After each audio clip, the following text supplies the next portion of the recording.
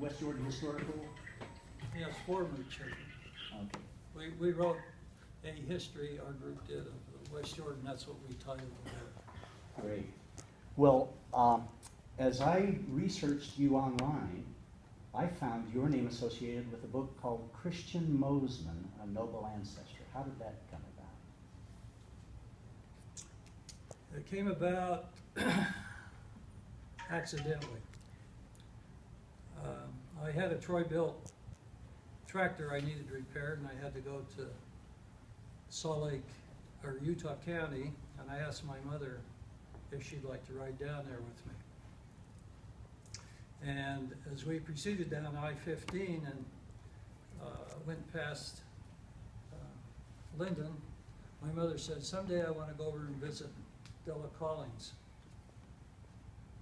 And we went to the place and I dropped it off, and on the way back I said, it's someday, Mom. And as I proceeded off the freeway to her protestations, her hair wasn't right and all this and that, but we went over to Della's, and Della was the widow of my father's cousin.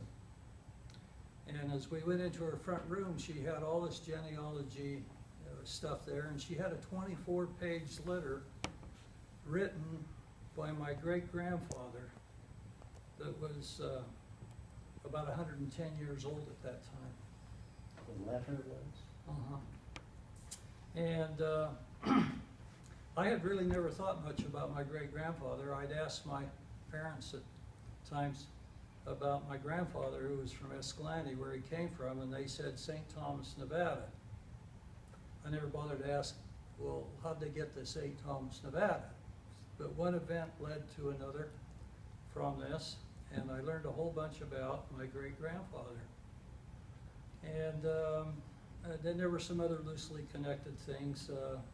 Mom went to a shoe repairman down here in West Jordan, and as he finished handing her shoes, he said, my grandmother was a Moosman. Mom said to him, Aunt Jane? And he said, yes. He says, but he didn't know anything about his family. Would we help him connect up with someone? So that was the second event. And another event was that my mother was invited as a guest of honor down in Boulder to a family reunion by another one of my dad's cousins. You remember that name? Pardon? Do you remember that name? Harvey Moosman was his name. And while I was down there, I'd known Harvey because he used to visit my dad all the time, and I'd gone to his son's funeral when I was a kid, and I remember being shocked walking in and seeing this person about my age across there in a coffin. It would remind me of myself. But anyway, I'd known Harvey, and I knew some of the others, but most of them I didn't know. And that branch of the family came from a man named Christian Moosman, which was the namesake of his father, who was the immigrant to the country from Switzerland. But in this process, one of my second cousins, when we took the shoemaker out to his family reunion in Uinta Basin, they were telling stories out there about my great-grandfather I'd never heard of. I thought it was fascinating, and one of my other second cousins had said to me, I'd like to write a book about my father, who was up in southern Idaho most of the time. And anyway, I got thinking, well, if they're going to write about that, what could we accumulate if we got a hold of all the branches of the family and pulled our resources? And so that's how that came about. My mother says, well, I don't even know some of the branches. And anyway, 9 months later, several thousand miles on my truck up into Idaho, in various parts of Utah and so forth, we found out we had located each branch of the family and started pulling together the material. And I've found out that in most families, there's at least one or two historians that'll keep things, and they keep letters. And my great-grandfather, after he came from Switzerland, they had a conference in Salt Lake, and Brigham Young assigned a bunch of the Swiss immigrants to go down to St. Thomas, not St. Thomas, Santa Clara in southern Utah, and his name wasn't on it, but his friend was going, and he couldn't speak English at this time. I heard rumors in the family he could speak 7 languages. I don't know about 7, but I know he spoke at least 4. But English wasn't one of them. But his friend wanted him to go, and while he was in Salt Lake, well, on his way over on the ship, it was on the biggest ship the church ever contracted to bring the saints here. It was kind of interesting when we ended up finding his old toggle book, which is the journal. Another cousin had it. That he met his wife. When he emigrated from Switzerland. Well, let me tell you just a little bit about it. He joined the church in his young teens, and he became president of the Zurich conference of the church, half of the Zurich concerts in Switzerland, and then he became second counselor in the Swiss-Italian mission.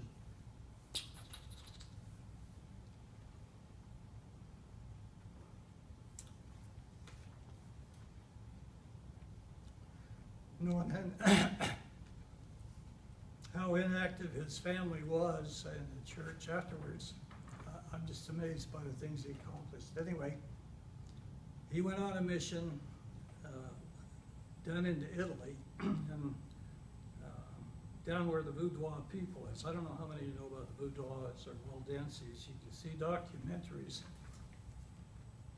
years ago before I knew I had any connection from. But the woman he eventually married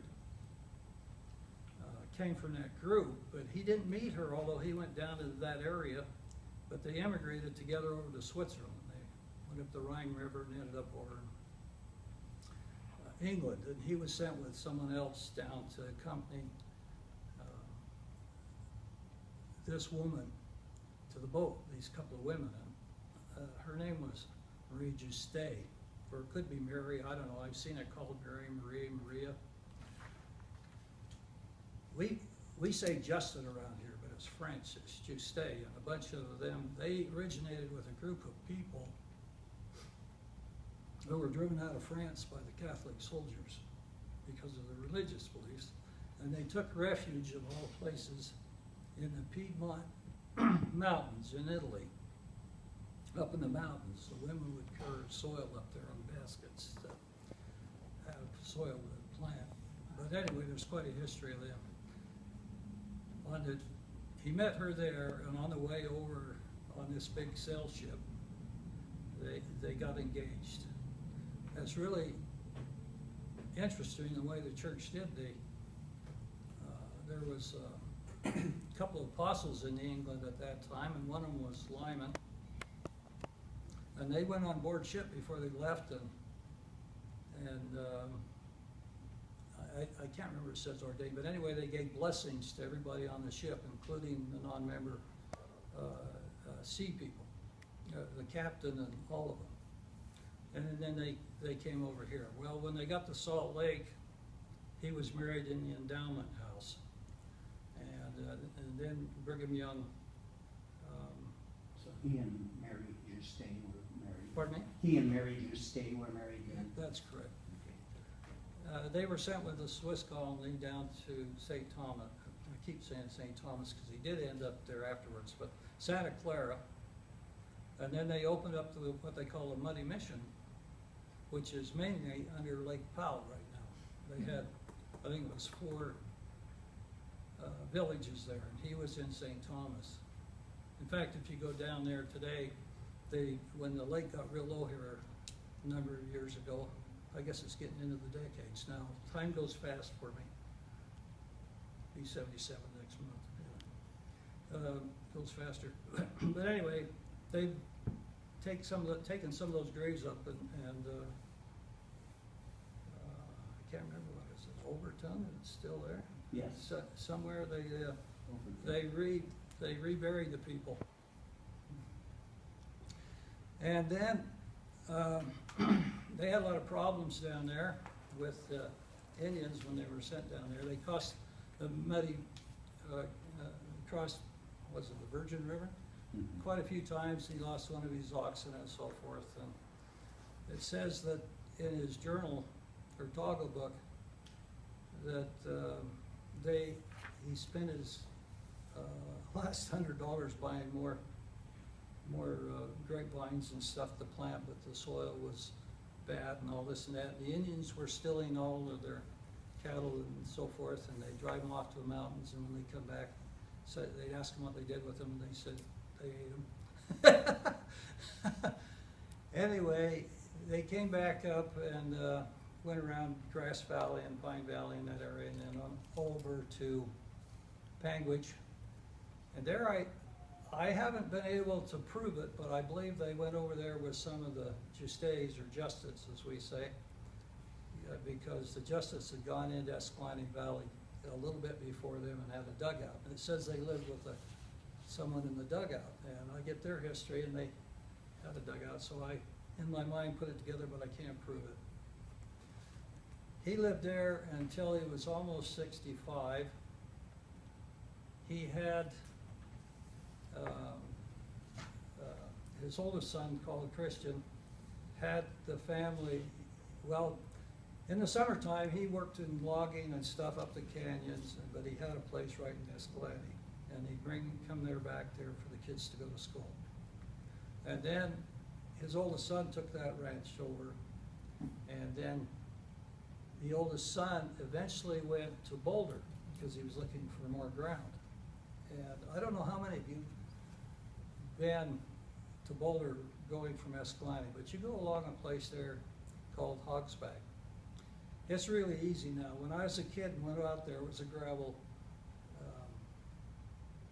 road, and it even sloped downwards, and this is frightening as I look at it even today and go up there. All that ridge he went along with went up there, and he went over and went down where the present day road is, basically cut out of that red, I don't know if it's flagstone or what, but anyway, cut out of it, and he took his wagon blanket and put his stuff on and drug it over, and then I don't know how, I still don't know how a horse would go down over that. He went over there with one other party who turned to the left and went up. There's a nice canyon up there. It's got pines and everything in it up there. So there were two wagons that went there, had everything they had. But this Hogsback, even today, with them planing down the road and white and blacktopping it, you can see thousands of feet down on both sides of the road simultaneously as you're going along it. They've since erected some cement barricades. The one side goes down into Calf Creek, which is really a neat height, and has a wonderful waterfall at the end of it. And you can camp, it's really, really pleasant. And there's an upper Calf Falls too that you can go to. But anyway, he was the original one that pioneered that, my great uncle. And that's where most of the Moosmans come from. When I compiled that book, I traced out all of his descendants. He wasn't a polygamist, and not counting his in-laws when I did it. I can't even remember the year I did it. He had, of Christian's 2,400 descendants, it was published in 1987. Christian had about 800 of those. That was the oldest son, because he had 12 kids, and almost every one of his had 12 kids. They all didn't, but one had 14 or something. Well, Glenn, I'd love to just continue this, but this is just supposed to be a demonstration. Okay. And so I need to just ask one final question. Okay. Larry Davis, who was the director of the Anasazi State Park Museum down there for almost 30 years, is a storyteller. And he told me a story about Chris Moosman.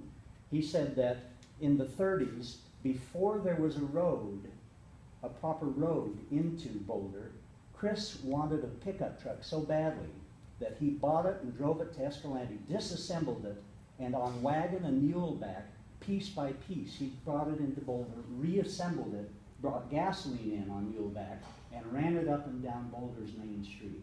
Have you heard that story? Not exactly like that, but I know he had one of the earliest telephones and an early car over there. The first people, as I understand it, that went into Boulder came over from the Tory side. Yeah.